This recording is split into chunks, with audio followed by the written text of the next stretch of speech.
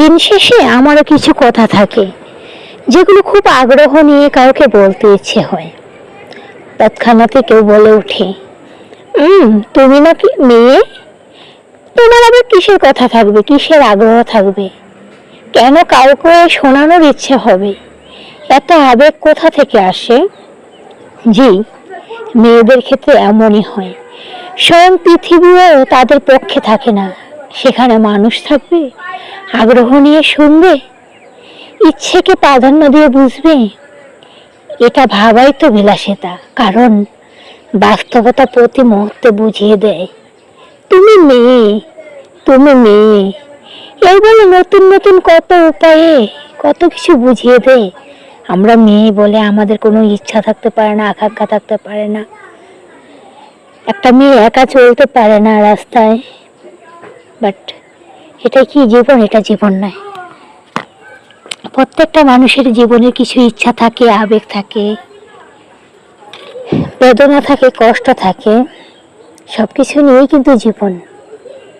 আর এই জীবনে যখন কোনো মানুষ তার মন খুলে হাসতে পারবে, কথা বলতে পারবে, তখনই সে সুখী।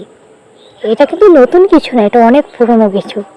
বাট আমাদের আশেপাশের মানুষগুলো মনে করে আমরা রোবট, আমরা কোনো পাথর দিয়ে তৈরি, আমাদের কোনো অনুভূতি থাকতে পারে না, আকাঙ্ক্ষা থাকতে পারে না, ভালো লাগা থাকতে পারে না, ভালোবাসা থাকতে পারে না।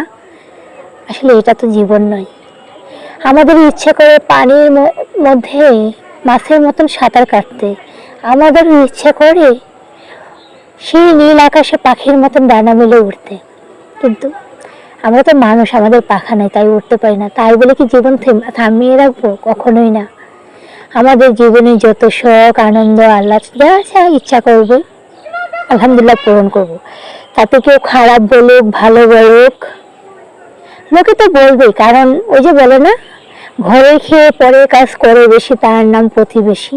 আপনার আশেপাশে যারা থাকবে, ঠিক আছে, তারা আপনার সমালোচনা করবেই। আর যখন আপনার সমালোচনা হবে, তখন বুঝবেন আপনার জীবন সঠিক দিকে এগুচ্ছে।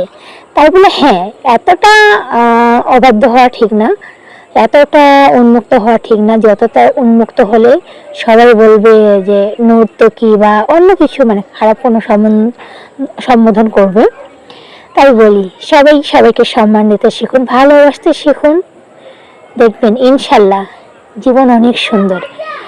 আর এই ভিডিওটা আপনাদের কেমন লাগছে অবশ্যই অবশ্যই জানাবেন। জানি না ভিডিওগুলো কেমন হয়েছে, বাট খুব শখ ছিল আমার এই রাইটারটা ওঠায়, সাহসে করায়নি। আর এটা অনেক রিস্কি একটা রাইটার, যাকে বলে বুস্টার কোর্স মেবি বলে।